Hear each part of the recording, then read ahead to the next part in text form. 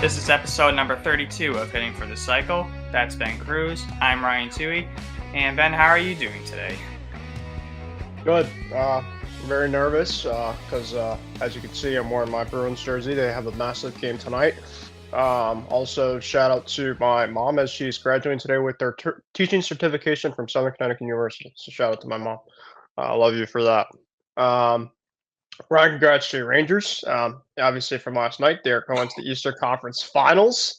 Thank So God. there's a potential opportunity. Of course, the Celtics go to the Eastern Conference Finals from the NBA. If the Bruins somehow win the next two, we get the chance to have a New York, Boston battle in both hockey and basketball. So that'd be a lot of fun if that happens. I'm the, We'll see. I'm the most relieved son of a gun right now. I did not need another team that I root for to have a 3-0 series blown lead hovering over my head. It's bad enough to have the Yankees have that stain on their resume. I didn't need the Rangers Yeah, to have that either. So I'm just relieved yeah, that it's over. Carolina really gave them a fight, especially in those last two games. So yeah, I'm just glad it's over. I can relax for a little bit before the Eastern Conference Finals, and we'll see if it's either Florida or Boston who they will play. And like you said, your Celtics are awaiting um, their opponent as well. So it could be two Eastern Conference Finals between New York and Boston. Just what the sports world needs: more Boston New York rivalries to take over. So, but that's those are obviously different sports. We're here to talk about baseball. So we got a couple of things that we're going to get into today. But before we do, of course, we just want to remind everybody to follow Hitting for the Cycle on Facebook, X, and Instagram at HFTCETB. Follow the Empty the Bench podcast network at ETB Network. Follow our YouTube channel, which is youtube.com/ETB Network. And finally, listen to us on whatever platforms you get your podcasts from. yep. And once again, this episode is presented to you guys by Playback. Watching sports is more fun with others, but we spend too much of our time watching alone. Playback is a virtual space where communities can stream live sports together with everyone perfectly synced up. Creators can hop on stage, deliver their own play-by-play analysis and commentary, and invite viewers for Q&A. Playback makes watching sports fully interactive and a social experience. From playing fantasy sports, repping your favorite players and teams, and watching with commentators and communities you care about. Win or lose, sports are best enjoyed together. Join our community Join our community by going to playback.tv/UTB Network to find out more, including our live stream schedule. Of course, Playback is going crazy right now with NBA playoffs as we are partnered with NBA League Pass. So we've been watching streams throughout the week. I did a stream the other night for the Celtics and Cavs. We had a stream last night, I believe it's 6 or 7 people for the Nuggets and Wolves. So make sure to tune into all of our stuff. We put that stuff on Twitter as well as Facebook, everywhere, all of our social media platforms. So make sure to be connected with Playback today. All right, so we're going to get into it. So the first thing that we want to talk about today is Major League Baseball has made a deal with Roku. They are going to be airing Sunday morning baseball games for the 2024 season.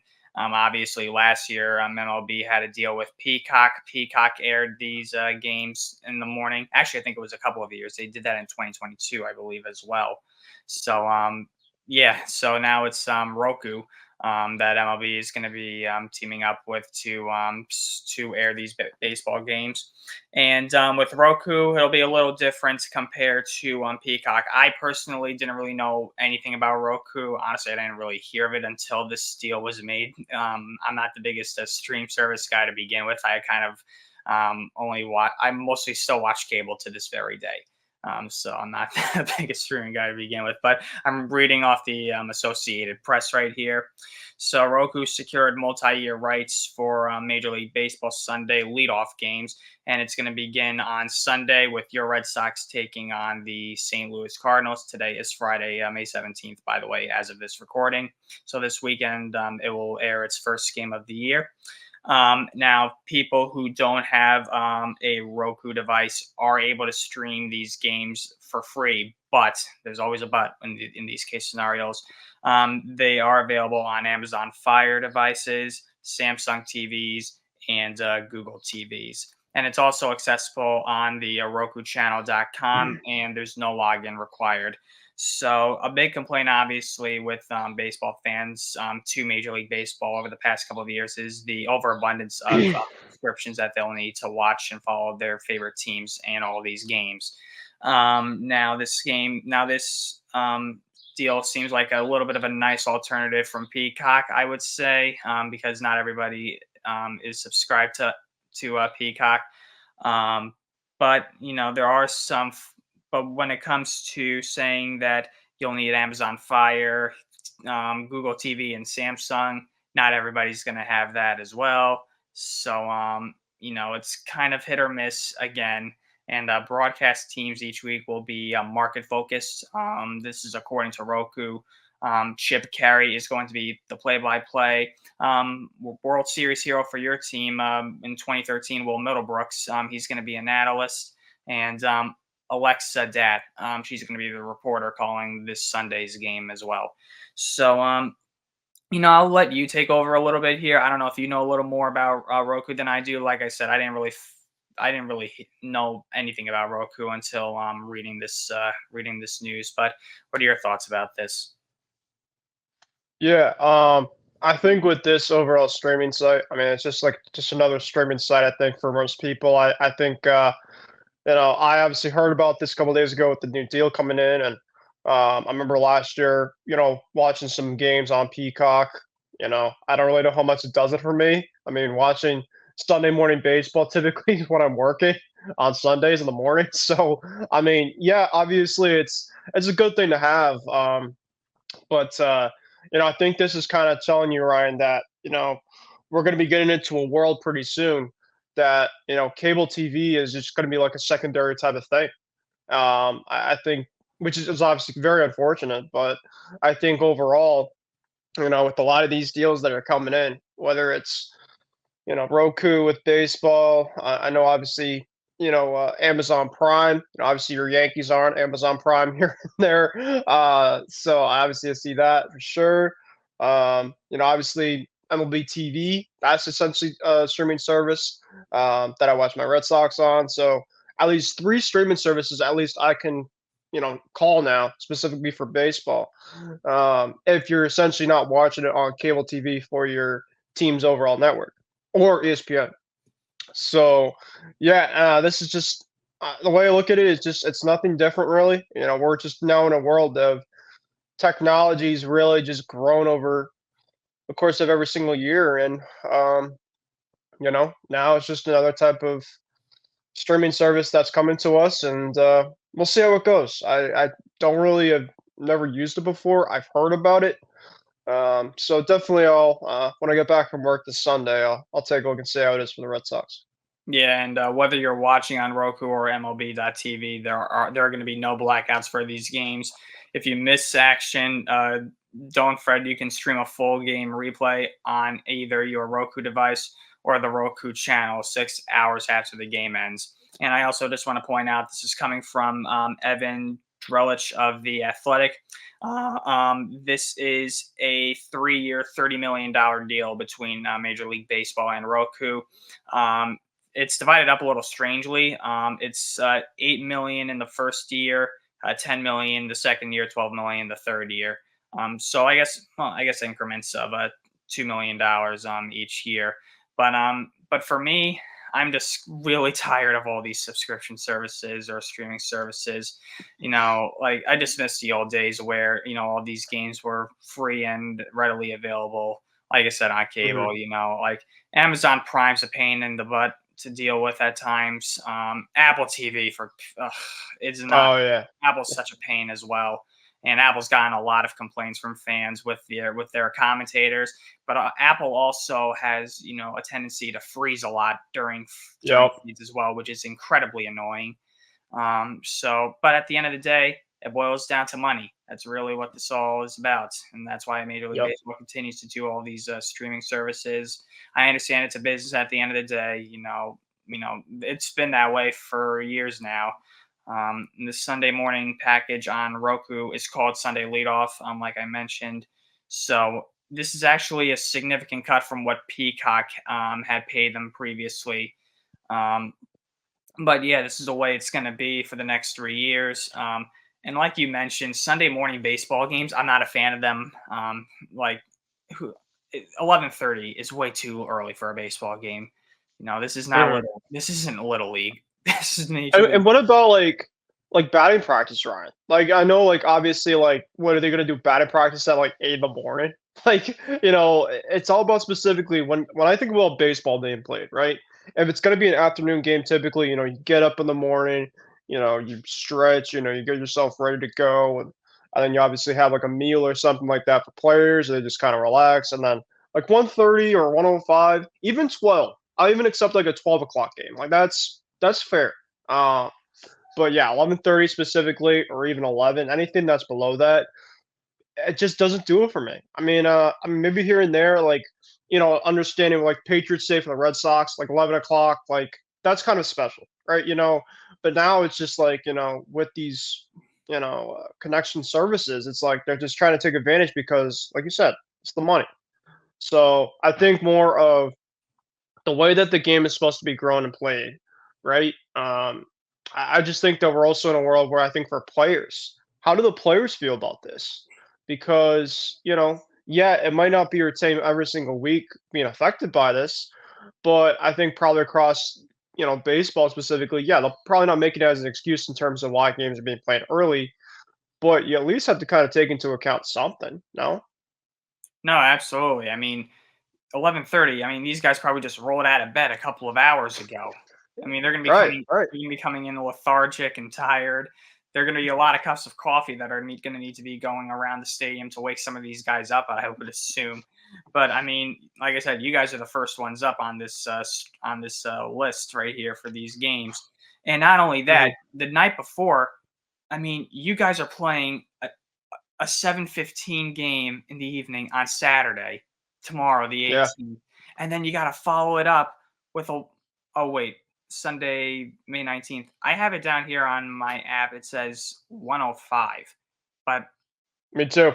yeah, but, I think they're gonna have to change that, obviously, if they're gonna be doing these, doing this Roku game, but, I Also, don't know. I don't know. It's regardless, I still think that's a very quick turnaround time, regardless for a baseball yeah. game to begin with. You might as well just sleep in the clubhouse and just wait for the alarm to go off and get out on the field and just start warming up for the next game. You don't even have to get out of your uniform, basically. Just stay in your uniform, get the players some blankets Right. and pillows, sleep on the ground, and then just run outside and just start playing again. Like it's I go was I was close to I was close to doing that, when I was younger. I think we had, I don't know if it was a travel league I was part of or a little league, but, Mhm. like, we had a massive early Sunday game, and I think we had a game before that, and I was so tired, I didn't wanna leave the field, and I'm just like, "Hey, I'll just stay overnight, just sleep." But it didn't end up happening. But yeah, no, theoretically, the Red Sox could literally just play, like, a 7, 8 o'clock game and then stay there. Um but they probably replaced Stroud down the street in St. Louis. So Yeah. Yeah, well, regardless, it is what it is. I mean, just the way that the sport is nowadays. A lot of sports are doing this nowadays, so it's not just baseball. It's not exactly my cup of tea. I'll accept it. Doesn't mean I have to like it though, and I don't think I'll ever like all these streaming services. It's just becoming more and more of a hassle to follow the Yankees. So yeah, but that's that. Roku and Major League Baseball the next 3 years.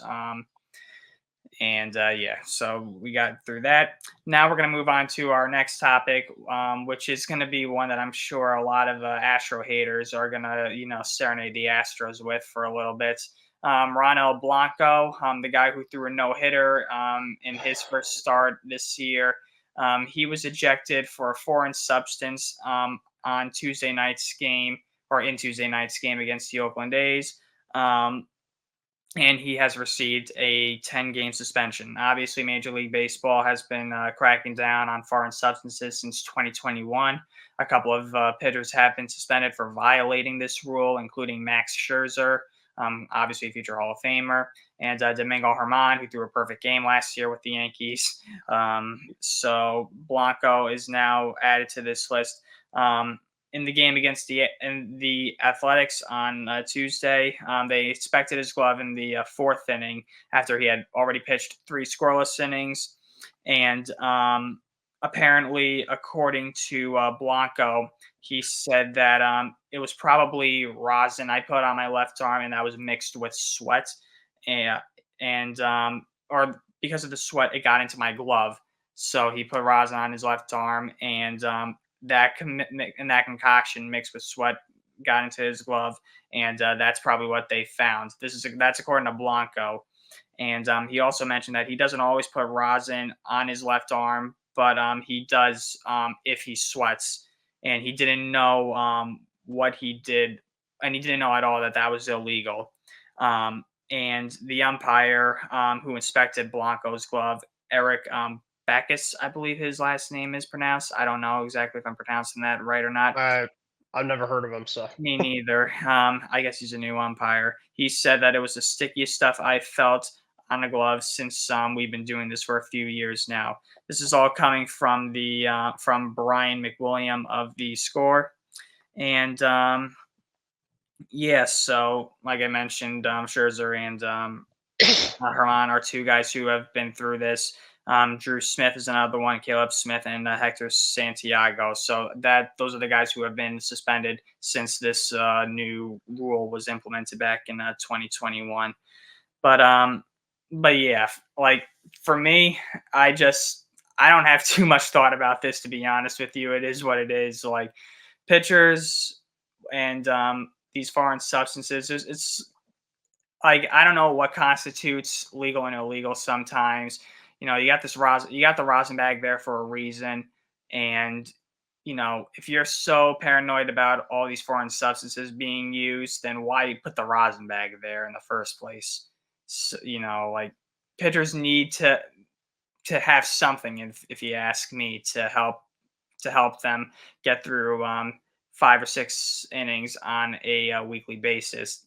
And obviously, this doesn't help the Astros image in terms of cheating or not cheating. This only gives Astro haters more ammunition to go after them. But it's kind of a blow to the Astros because Blanco's been so good for them, and the Astros pitching has been a struggle, as we've mentioned in previous episodes. So it's going to be tough, but I think the Astros will live. I think that they're starting to right the ship a little bit, but yeah, Blanco suspended for 10 games. My reaction is all right, whatever. I don't know if you have any thoughts about this.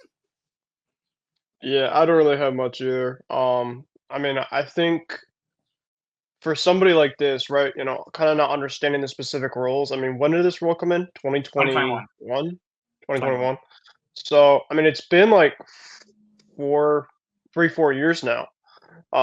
So you would think for a lot of players that they would be aware, specifically kind of how this stuff kind of comes and happens. Um, Now, Ronel Blanco has been a pitcher that has not pitched around in previous seasons, maybe in the past, so maybe he wasn't aware of it. But a pitcher like a Max Scherzer or a Jacob DeGrom or even like a Garrett Cole, like guys specifically that rely heavily on their fastball, right? Um, Blanco obviously is a power pitcher from kind of what I'm seeing.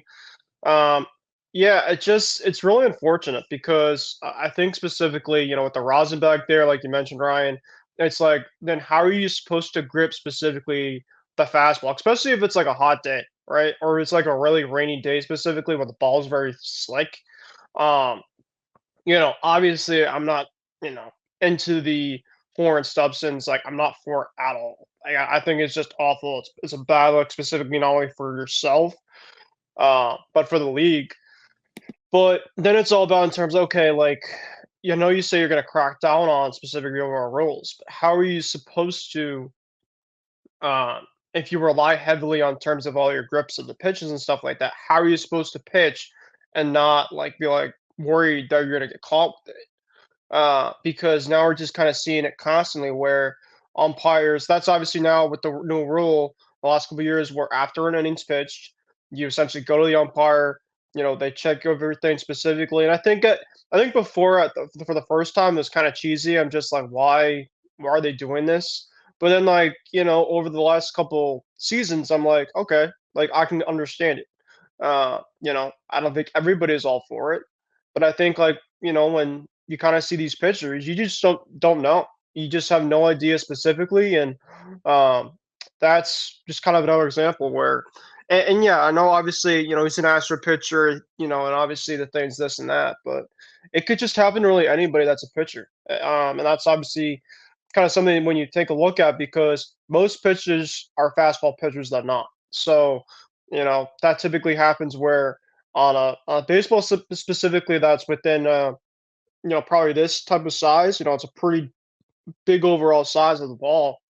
You have to at least have some type of feel with your overall grips, whether you're throwing your four seam, whether it's throwing through your two seam, your curveball, your slider. Every single type of grip is different, which means specifically that you're using a lot specifically of torque on your arm, a lot specifically on the wrist. So I know obviously I had a lot there, but I think specifically what I'm trying to get to is that I don't really care specifically of the fact that it's just him that got caught. I'm worried about for the league specifically is how can you be able to pitch, especially if you're four seam type of pitcher, and not be worried about it? Because specifically they're just checking people now constantly. Even if you feel like specifically you haven't had any type of track record in the past of like, oh, like I'm getting caught, it could just happen to anyone. So that's kind of why I look at it more than just kind of him being the person that's getting caught. Is we're just seeing at least one guy every single year, even since they cracked down this rule. So it's like there has to be some type of fine line that how can this change? Yeah, I agree. And also, Laz Diaz, who was the crew chief of the incident, he was the crew chief for the umpiring crew between the Astros and A's that week. He told Blanco, "This is not rosin." I had mentioned earlier that Blanco said this was a mix of sweat and rosin, but Diaz said this is not rosin. And it really is reminiscent of what happened to Max Scherzer a couple of years ago, where he was literally screaming at the umpires in the game between the Nats and the Phillies.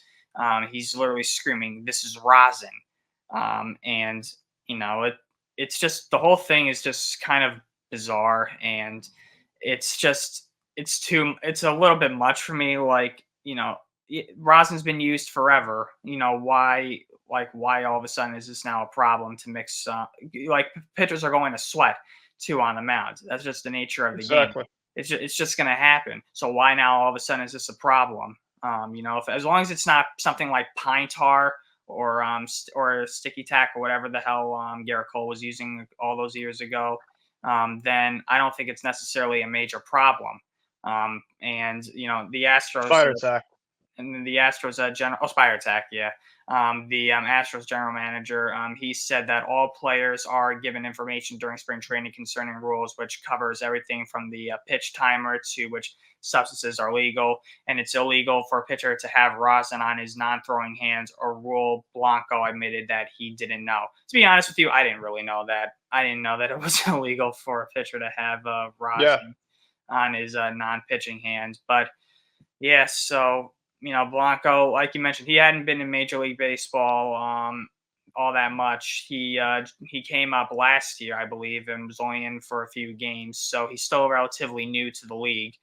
But yeah, now he's paying the price for this. He's going to be unavailable.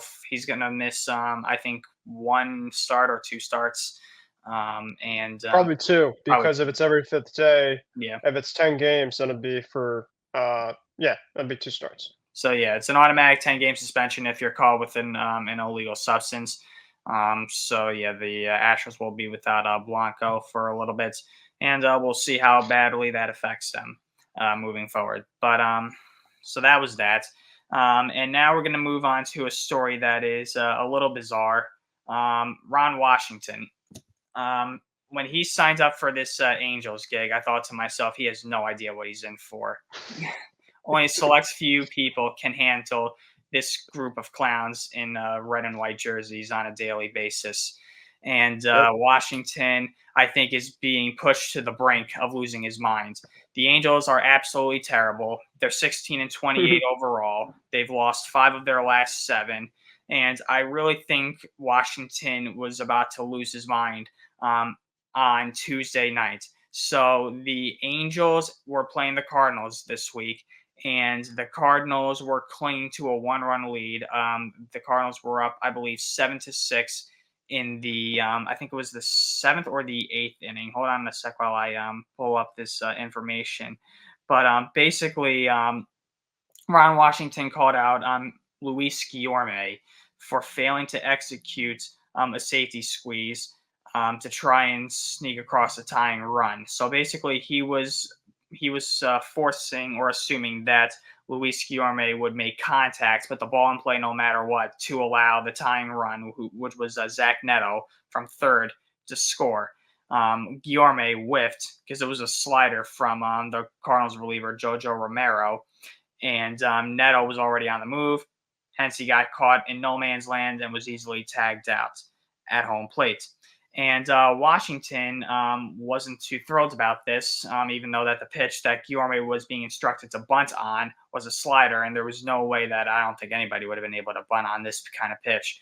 But that didn't stop Washington from giving his opinion on this place, and we have the audio for it. So let's hear what Washington had to say in this post-game press conference here in regard to Guillorme missing a bunt. He can handle the bat. He didn't do the job. It wasn't anything I did wrong. He didn't do the job. I would have rather went to the 9th inning with a 6-6 lead than to went to the 9th inning the way we did. It didn't work out. So yeah, he basically flat out ripped Guillorme a new one in this press conference, and it was a lefty on a lefty. The guy was a sinker baller slash a slider pitcher, and Romero was also was throwing wildly. Apparently, I'm reading this. This is coming from the New York Post. He had thrown just 15 of his 31 pitches for strikes, so he wasn't necessarily putting the ball in the strike zone where it's easier to make an efficient bunt. He's all over the place, and the Angels, like I mentioned, were just basically starving for anything. They had blown a 4-0 lead on Monday night's game. They gave up. The Cardinals had an 8-run rally, I believe, in the 7th or the 8th inning in Monday night's game to win that game. And the Angels, I think, are just losing their minds. Nothing has gone right for them this year. More injuries to the same guys as usual. And I think Washington is now starting to understand why people make fun of this team year after year and why they're a laughing stock. And I think it was probably a little bit of frustration and more than anything else. And I think he just lost his cool. For something like this, obviously it's one thing to point out a play that cost somebody the game. And while this was definitely a big play in the game, to just completely annihilate Guillorme like that, I thought was a little bit of a kind of mean. I was about to say something mean. I was about to say kind of a tougher word, but I decided to just leave it simple at mean. That's just straight up mean. Like you can't Or harsh, maybe. Yeah, way too harsh. Way Yeah. Look, sometimes players deserve to be called out by their managers. I understand that.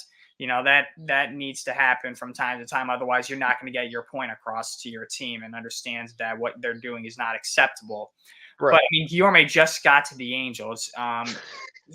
He literally just got there, and now Oh my god. and now you're just going to be annihilating him like this. And I think Guillorme also came from the Braves. He went from a contending team of that caliber to this. So Guillorme is probably thinking to myself, "Oh my God, what have I gotten myself into here?" And it was he was acquired in a trade with the Braves and has only made 4 appearances with the Angels since that trade, including this one. And it was I feel bad for Guillorme. But I don't feel bad for the Angels in general because they're just embarrassing. They're not a good team at all. Obviously, we've mentioned this before, and to have this happen, it's just add another cherry on top to this Sunday of stupidity and lousy baseball. So yeah, I mean, I don't know if you have any take on this, but all I can say Mm. is poor Luis Guillomre and come on, Wash. I mean, you've been in this game forever.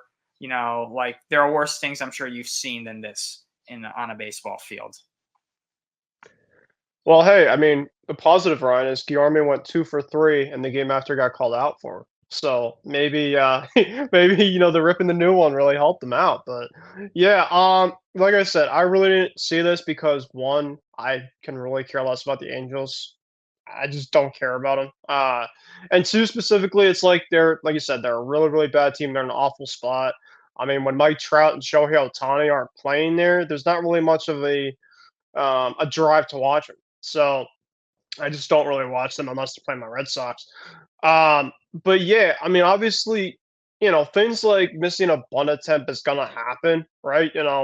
Yeah, obviously, you could be called out. It could be a big part of the game, and the guy specifically is wild, and this and that. But yeah, I mean, like you said, the guy just got there like 3, 4 games ago, and now specifically, you're just going to, yeah, I get it. Obviously, you're going to obviously, show specifically what happened, right? He made a mistake. Mistakes happen, but how about the team, right? The team is in an awful spot. If you're just going to single this guy out, how about you just get this team going? If there's a way you can, get this team maybe woken up, maybe it could light them a fire. I don't know. I mean, I don't think that they're a good team, but just to call him out specifically for that, Ryan, like you said, I think is a little harsh because, you know, obviously maybe just playing better. Obviously, can maybe solve some things instead of you trying to, call out just a specific guy because missing a bunt. I don't know. I don't think specifically like him doing this changes a lot of things. I think it pretty much is just like, yeah, it's just pretty much just on him. So they have a lot more things to worry about. If they're worried about Luis Guillorme missing a bunt, like you said, I think that Ron Washington's in for a rude awakening, and he's coming to a specifically a situation where it might be just be a one and done type thing for him there. I know that obviously the Angels are trying to improve their managing, and I think Ron Washington's a very great household name, but with the roster that they have, obviously Mike Trout going down, obviously. And I feel like a broken record now for the last few years saying that Mike Trout going down because he's just that generationally. He's so good as a player, but without him, it's just a bunch of guys that they either get from different teams. Make Yorme was just on the Braves, or they got a Kevin Pillar, who's like a journeyman who's been on like I feel like 9 to 10 teams around baseball. So that's kind of the Angels for you. And so I mean, yeah, it sucks for Guillorme. Obviously Washington call him out. Obviously if he felt that, sure, I'm fine with it. But I just feel like specifically with the team that is where it's at right now, right? I could definitely get it where, like, say, like the Yankees, right? If it's a big game specifically, Aaron Judge, I mean, Aaron Judge would really bunt, but like, he's one of your top players. And it's like a second and third situation, Bob in the ninth, and they ask for him to squeeze, and he doesn't get the bunt down. Or it's like, all right, like, what happened there? It's a big part of the game. Maybe it's for a series win or for the playoffs, like a clinching playoff game. This is for a game, Ryan, in on May 17th or 16th or whatever it was this week, and the Angels are in last place. So if you could just kind of agree with me, like it's just kind of all right. I mean, Uh, I think Washington is just looking for anything to spark right. this team up. Like it doesn't matter what it is, and he can't think of anything to try and motivate these guys or light a fire under these guys. So he just decided, okay, this is what I need to do. Like he probably just said, "Screw this! I got to throw him under the bus. I need something here." That may have been his Yeah. mentality going into that press conference. I don't know. I'm not around Washington. But I mean, Mhm. Washington's been in baseball forever as both a player and as a coach. I mean, he's been a coach on some really good, talented teams over the years in Oakland, in Texas. Obviously, he managed the Rangers to back-to-back pennants in 2010 and 2011. Obviously, he was the third base coach for the Braves when they won in 2021. So he's been around baseball for a long time. And this is probably the worst baseball team he's ever been a part of, and on a coaching staff. So it might just be getting to him a little bit. In terms of the frustration department, the fact that his best player is out, the fact that there's a guy who is also out who doesn't have the motivation to give it his all. Obviously, I'm talking about Anthony Rendon. So it might just be getting to him, and he might be thinking to himself, "I really got to do something here. I can't really allow this to keep happening, especially when your team." Especially when your team allowed an 8-run rally to the Cardinals the night prior, when you had a 4-0 lead in the later innings. So I think he just needed something. I think he just felt like at this point he needed almost kind of a scapegoat. He just needed something to point to, say that this is unacceptable. I don't know why he didn't call out all the pitchers for their pitching on Monday night instead. That would have been probably more reasonable to get upset than this bunt attempt. I would have been more pissed Right. about allowing an 8-run rally to happen than this bunt. Facts. So yeah, but yeah, it's just a sad, never-ending cycle of stupidity in Anaheim, or confusion, I guess is probably a better word. But I mean, it's the Angels. I mean, you look at this Angel roster, like you mentioned. What are you going to do with this team? There's nobody on this team. Nobody. There's no big name besides Mike Trout, and he's hurt again. And the second biggest name is Anthony Rendon, and we all know his story. So, like, Mm. this team is just This team literally consists of a bunch of no names and cast-offs. That's I have the perfect name for this team. They are the walk and wounded and the journeys, where you have specifically you have Trout, and I love Trout. Listen, I love Trout specifically, but this guy just can't stand the field to save his life anymore. Anthony Rendon specifically prioritizes life over him playing the game, which listen, I it's not respect fun. about him, but for him to, I mean, and for him to say it, I can attest to it. But this guy cannot stay on the field either, so he's another one guy. And then the journeys, which is essentially guys that they bring in that are guys like Kevin Pillar and I'm trying to, there's been countless guys on other teams. Brandon Drury obviously was a journeyman for a little bit for a while too. So they are the walk, the wounded, and the journeys. That's my team now for the Angels. They're not the Angels anymore, Ryan. That's the team that they are now. No, I mean you're playing a team with all these different people.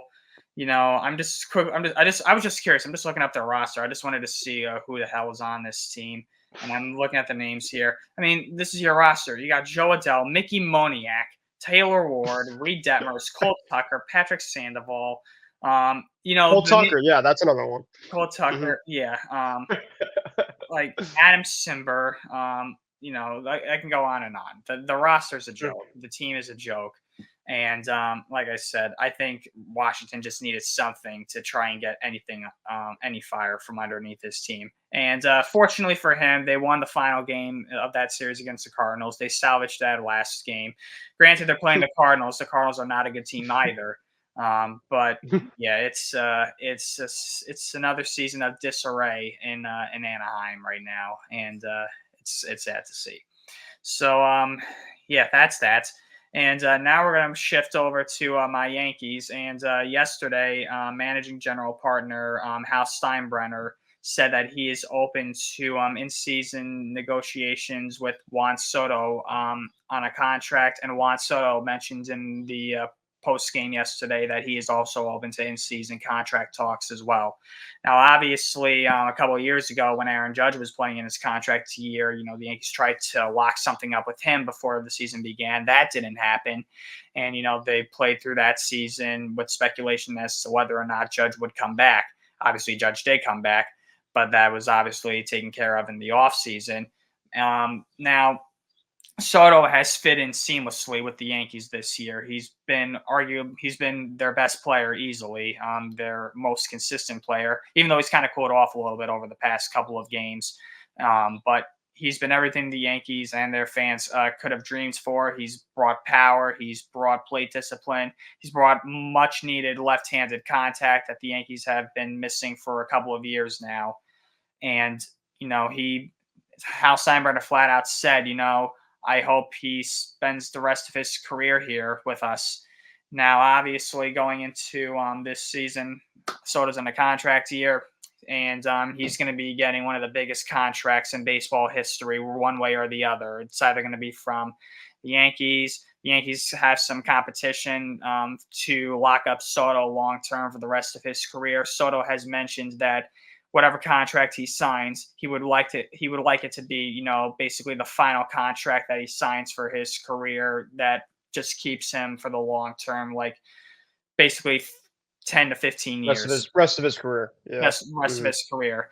And I think if you're the Yankees, your biggest chief competition to lock up Soto long term are the Mets. I think that Steve Cohen, if given the opportunity, will go pursue Juan Soto and will give him boatloads of money.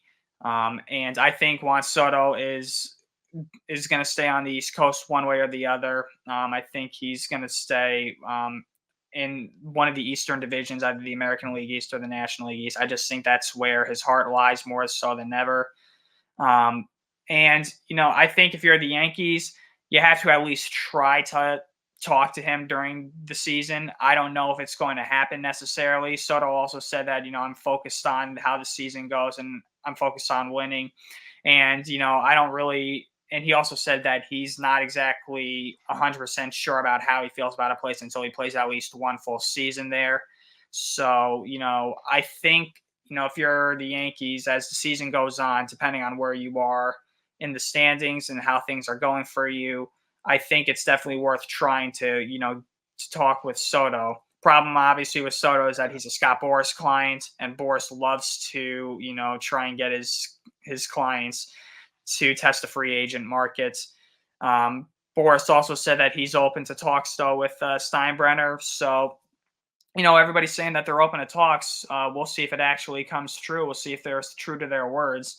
Obviously, for me as a Yankee fan, I'd love to have Soto full time for the rest of his career. But I mean, at the end of the day, the decision lies with Soto. Obviously, I'm hoping for it. I'd love to have somebody of the caliber of Juan Soto for the rest of his career. I mean, he's a generational talent. Guy has an amazing eye at the plate. He's got one of the best eyes that I've seen. He takes his walks. He's a great hitter. His defense obviously has been a little up and down throughout his career, although it's gotten better, I think, over the past couple of years. I hope that the Yankees, are at least, I hope they just talk to him a lot during the season. And then maybe depending on how the season goes towards the end of it, maybe as we approach September or October, maybe Soto will be comfortable enough to sign an extension. But I think it really just depends on how the Yankees do this year, where they're at come September and October. I think that's going to be a major deciding factor as to whether or not Soto and Boras are willing to talk about a contract.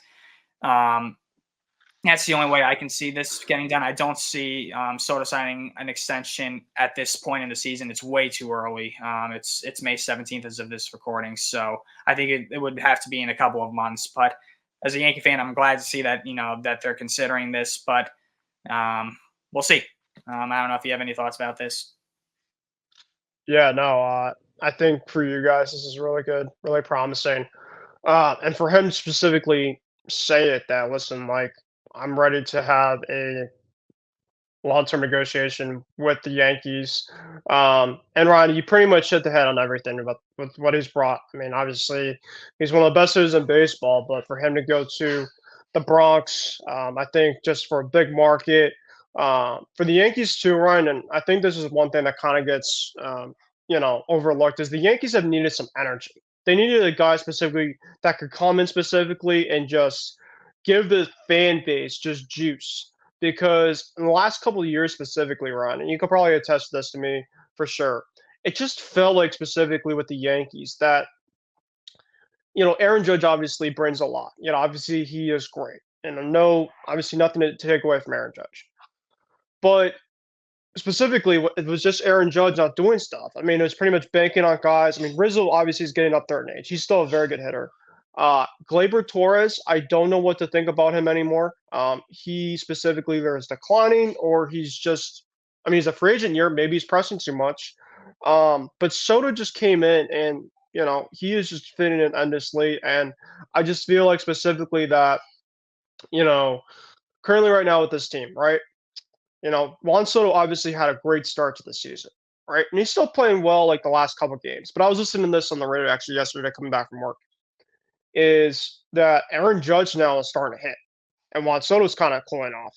The last couple of years, that wasn't the case with the Yankees. When Aaron Judge cooled off, it was just like you could just pitch around, right?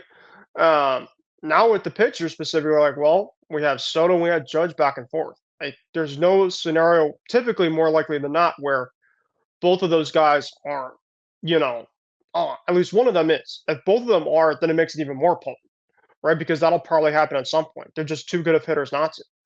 So, I mean, obviously, I think this is really good for you guys. I mean, I wish the Red Sox had something like this with Mookie Betts. I don't know if they ever did. um, where they're just like, "Hey, Mookie, like, we'll talk with you during the season and see how you feel," because Mookie expressed that he liked playing in Boston.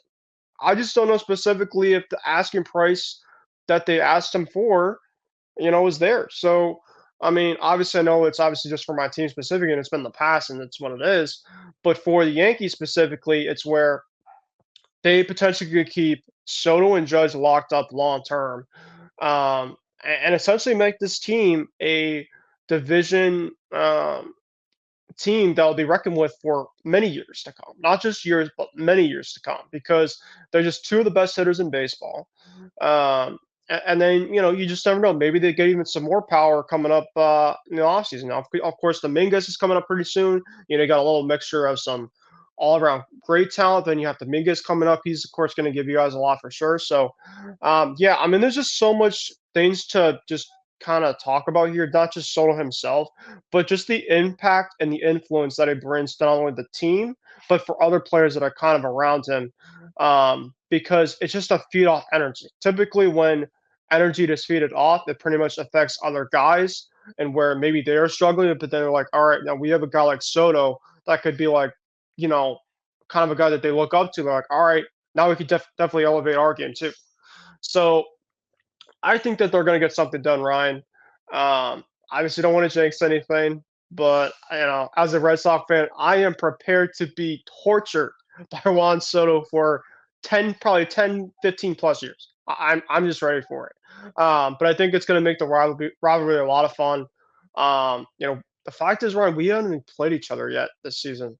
I think when it comes to next month, and that's kind of when the playoffs or the rest of our sports kind of end. So I'm going to be up. I'm pretty much going to be in baseball mode by that point. I'm obviously in it right now. The playoffs, obviously, I'm kind of more in that more than baseball at the moment. But yeah, I mean, it should be a lot of fun with the rivalry. Soto obviously now being there for the team. So yeah, we'll see. Like you said, he's a Scott Boras client. You talked about the Mets probably being the other team to watch out for, and I 100% agree, especially what happens to Pete Alonso. And we talked about, obviously, Pete Alonso in one of our first shows, I think, together, which was, wow, crazy, probably a couple months ago already now. So, yeah, we'll see in terms of what they do now. But like you said, I don't think he's going to go anywhere on the West Coast. I think he stays on the East Coast. And we'll see what happens. I think specifically, like you said, if nothing gets kind of done during the in season, just the fact that they have opening negotiations to this is pretty promising. Yeah, absolutely. For me, I either see him only staying with I either only see him staying with the Yankees or the Mets. I think he's going to stay in New York either way. It really just depends on where he feels his heart lies. And like you had mentioned, bringing Soto over has just completely changed the dynamic for the Yankees, and they definitely needed some energy because over the past couple of years, there really was no energy around that clubhouse. There was a lot of guys who just were past their prime, and a lot of guys who just did not fit in with that clubhouse, and just guys who were just too consumed by their struggles that we were just kind of moping around on the field. Just they looked defeated. A lot of guys looked defeated even before they stepped to the plate. But Soto, he has definitely changed that vibe. even Alex Verdugo has kind of changed the vibe a little bit too. He's definitely added some energy to the clubhouse. I know you probably don't like seeing that, but it is what it is. But That's what it is. yeah, but Soto definitely would, you know, it definitely is. It's definitely an exciting thought. I mean, the thought of having an outfield of Soto, Judge, and Dominguez is definitely an exciting thought. Obviously, and also, you got Spencer Jones, another big, powerful lefty bat in the Yankees minor league system, who could probably make his debut at some point later this year. He's going to be coming up soon. He might have to move to first base though, because you still got Judge in the outfield occupying one of those spots, unless they want to move Judge to first base. Obviously, Judge is in his early 30s now, so I think he'll only be able to stay in the outfield for a few more years. So he might have to start playing some first base as well. But yeah, there's just a lot of possibilities that the Yankees could go in if they do lock up Soto long term. Soto, I think to lock him up long term, I think he's going to get maybe somewhere 500. from maybe more, maybe 550, 600 mil. I think they're going to try and push up the ante a little bit. I think they're going to try and push it a little further, try and get close to Ohtani's contract. I don't know if they probably won't. I don't think they'll get to 700. But I think God. I think they're going to get like half. I think they'll get at least $500 million. I think they'll get at least $500 million, the very, very least. So one way or the other, Soto's going to be very set financially for the future. He has nothing to worry about there. So yeah, he basically has the power in the palm of his hands right now. He can just like sit back in his chair, rub his hands together, and just say, "All right, let me hear what you have, Daddy Steve or Hallie or Cashy. What do you got for me?" It's basically anybody's dream to hear, okay, we want to give you this amount of money and we're going to give you this amount of years. So Soto will be fine one way or the other. I just hope he's staying with my team long term. So yeah, we'll see. Yeah, really quickly with Soto, by the way, Ryan, before we go into our next topic, is in 2022, he turned down a 15-year, $440 million contract from the Nats. Yeah. So like you said, like it's gonna be lucrative regardless of where they start at. I think, like you said, I said 500 mil, 550. It's gonna be like the Price is Right in terms of this. Like, all right, we're gonna have a starting bidding price, and then the agents are gonna be like, all right, 550 anybody, and then another person will be like, yeah, 570. And we'll just keep going in terms of like, all right, we'll finally finish it off. That'll be like it. My only main concern with signing Soto to a deal like that, don't get me wrong, Soto would probably be worth it, but you already got a large contract for Judge, you got a large contract for Cole. Obviously, you got a large contract. You got that ridiculous contract with Stanton still hovering over your head, and you still have the Rodon deal as well. So the Yankees already are on the hook for a lot of long-term contracts. So you lock up Soto, 99.9% chance Gleyber Torres takes a hike. He goes elsewhere. I mean, heck, we'll take him. I mean, obviously, it can't be any worse than what we have, and that's a low bar. That's a very low bar. Yeah. I think Torres has just felt the pressure of having to perform this year, especially since there's just been so much talk of Soto and a contract extension with him. I think he's just feeling that the Yankees are more interested in Soto than himself, and that might be affecting him on the field of play. If you're a Torres, you got to really step it up now, and you got to be more consistent through the end of the year. Just do what you can. Don't worry about the contract right now. Just play through this year and see where life takes you afterward. That's basically all I think he can do. That's really what any ball player I think can do during the contract year. But yeah, we'll see what happens with that. And finally, we'll just go around the major leagues and just say where everybody's at on May 17th. So obviously today's a Friday. So we'll start off in the American League East since we're talking about the American League East. So right now, the Yankees lead the American League East by 1 game. They are 30-15. They're one of the hottest teams in baseball right now. They just swept the Minnesota Twins at Target Field, basically going back to being the Twins' daddy after the Twins took a rare series victory over them last year. The Yankees basically said, "I hope you enjoyed your 1 year of owning us," and basically just if that even counts as owning. It's more of just like, we get like a little head start. You own for a little bit, and it's just like, yeah, that's cute, and it'll be like, all right, we're back to Well, they just completely dominated the Twins. They held them to 1 run over 3 games. It wasn't even competitive.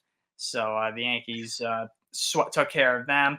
And now they come back home to Yankee Stadium for a 7-game homestand, beginning with 3 against the White Sox. So if the Yankees lose any of these games this weekend, I'm going to get pissed. Yeah, we'll see. I mean, I don't think so. Maybe there might be some guys in the White Sox you might be curious to see who the Yankees get at the deadline. Yeah. So we'll see about that. Well, some of these guys on the White Sox might be playing, trying new audition for the Yankees for the summer. Right. So we'll see. Mm-hmm. Orioles are right on the Yankees' tail. That's 27-14. They're not going anywhere. They'll be there till the very end as well. They just split a 2-game set against the Blue Jays. That was supposed to be a 3-game set, but one of those games got rained out. Adley Rutschman went off in that series. He had a walk-off home run. Rutschman scares me, and Orioles scare me. Rays have moved to third.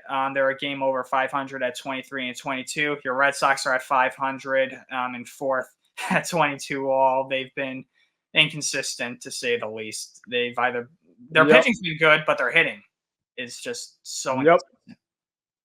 Just be ready after Ryan, and I'll get into them. Don't All worry. right, yeah, I'll just move through the rest of the standings. And then the Blue Jays are in last place at 19-23 as they continue to struggle offensively. In the American League Central, the Guardians lead the charge at 27-17.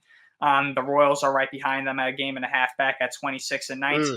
The Twins obviously just got swept by the Yankees, so they've cooled off after their stretch of good baseball. They're at 24-19. Tigers are in fourth at 21-22. They are 3-7 in their last 10. And then there are the White Sox, who actually have been playing kind of a little bit better. Not great, but a little better at 14-30. So the complete opposite of the Yankees are. Okay. But they're still 13 games back and their season's over. At least in double-digit wins. So, I mean, I guess that's a... Yeah, they're 6-4 in their last 10. So they're actually playing. This is probably the best stretch of baseball that they've played. It might be the best stretch of baseball that they'll play all year long, honestly. All right, well, better watch out, right, this week. I hate facing bad teams, honestly. I really do, because you have to beat them. I really don't. Yeah, welcome to my world. I felt that many times, so we'll see. In the American League West, the Mariners lead that division. They are 24-20. The defending world champion Rangers are struggling. They are 23-22, but just a game and a half back. The Astros are starting to catch fire. They've won 5 in a row. They just completely dominated the A's this week, outscoring them in a 4-game series by a combined score of 22-4. Just completely embarrassed the A's. So they're starting to sneak back up. They'll probably be back up to the top of the division within the next couple of weeks. That goes to show you just how pathetic the caliber of the American League West is right now, honestly. That the leading charge is only a 24-20 team. The A's have fallen apart. They're starting to show their true colors. They've lost 5 in a row, obviously. Just got swept by the Astros, like I mentioned. They're 19-27. And then there are the Angels in last at 16-28. As we had mentioned before, they did win the series finale against the Cardinals. So, in the National League East, the Phillies, the best team in baseball record-wise, at 31-14. They are 2.5 games up on the Braves, who are at 26-14. The Nationals are in third at 20-22. The Mets finally salvaged one of those games against the Phillies. They were on the verge of getting swept last night, but they just barely got out of that game with a win. They're in fourth at 20-23, and there are the Marlins with the worst record in the league right now at 13-32, in last place in the National League East. National League Central, the Brewers lead at 26-17, 2 games over the Cubs, who are in second at 25-20. Pirates are in third at 20-25. The Reds are in fourth at 19-25, and the Cardinals are in last at 18-25. Yeah, it's still pretty bad in St. Louis right now. Oliver Marmol lost his mind earlier this week to try and get his team amped up to try and get to wake them up in Milwaukee. Yep. And the National League West, the Dodgers lead the charge in first place. They already have a 7-game lead in the National League West. Already, it's May 17th. They already lead the division by 7 games. The National League West is absolutely pathetic. Oh, my God. The Padres are in second at 22-24. They just got swept by the Rockies at home. So the Padres have been playing some god-awful baseball.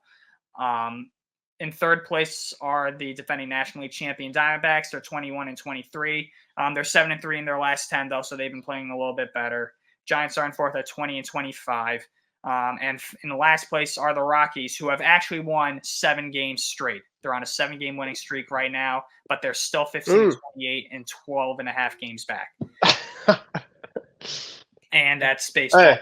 And those are the standings around the league. And I'll let you just go on your weekly Red Sox rant before we sign off. Okay. Well, I don't know really if it's a rant because, like I said, there'll be weeks specifically that I'll get on them and not. But I'm just disappointed, right? Last week specifically, they kind of fell off a little bit, and I'm like, all right, it's going to be kind of the week of how I feel about them. So they've just had an awful inability to score runs. This past weekend they played the Nationals. They took 2 out of 3, but they didn't look particularly great against them. The Nationals essentially gave them, I'd say, a couple of the games. After that Braves series that they got swept in, that 2-game series. And then, they had a 4-game series against Tampa Bay. And I'm just like, just split. Please just split. Because this Rays team is not that good. And they've kind of been owning us the last couple of years. So I'm just like, maybe, just maybe. They lost the first game 5-3. Doc Cutter pitched pretty well. But they only scored 3 runs.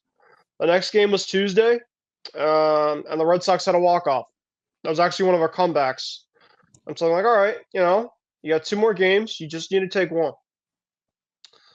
Wednesday, the Red Sox were up 2-1. Top of the 6th, the Rays got 2. And then Devers, who's been actually starting to really rake right now, which I'm loving to see. He's batting .288, 6 homers. He got a homer last night. He's had back-to-back games with home runs. But, Ryan, we got to talk about this first base situation. Moving up, without Tristan Casas, I can't stand. And now I have to think about how Mets fans feel about this. Dominic Smith has been god-awful. God-awful. Listen, he's a perfect guy to kind of have just to be there specifically for to replace Garrett Cooper. Garrett Cooper's been kind of a journeyman, as we've been talking journeyman, I feel like the whole entire episode. And he's done okay, nothing special. But, man, I miss Tristan so bad. He's been out in this field, just essentially just being right behind plate. He's just been eager. Heck, he was over in the bullpen the other day. Trying to, face live hitting when he didn't have a bat. So, yeah, and then you talk about Vaughn Grissom. This guy, listen, Chris Sale, and I love Chris Sale to death, but man, that trade right now is blowing up in our face like it's no other's business. Chris Sale is just absolutely shoving, of course, with Atlanta. Right now, he is 6-1 with a 2.54 ERA, 8 walks is Chris Sale. And that is not just in 1 or 2 starts. This is now 1, 2, 3, 4, 5, 6, 7. He's pitched 8 starts, and he's 6-2, while Vaughn Grissom is just coming back, and he's hitting like $150, and no homers right now, couple RBIs. So the Red Sox lose 3-4 to the Rays. Not ideal, Ryan. They're 500. They're now in 4th place, and that's kind of just the week for me. I'm not particularly upset. I'm not particularly happy. Just kind of like, all right, So now they have the Cardinals this weekend. Cardinals have been awful. So it's the battle of average and awful. And we'll see specifically if the Red Sox can at least take 2. I'm not asking for 3. Just give me 2.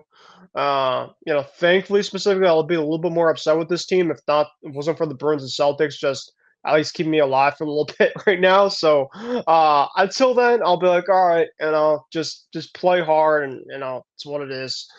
So that's me for the Red Sox. All right, well, we'll see how they do this weekend in St. Louis, and we'll see how they got Tampa next week too at the, I want to say, shitty Tropicana field, because I don't want to be too harsh, but God, that place needs to go. I'm done with it. I'm so done with it. Yeah, we both feel that. We both feel the same way about that place. But we're out of time here. But thank you guys for tuning into this episode of Hitting for the Cycle. On behalf of Ben Kruse, I'm Ryan Touhey. We'll see you next time.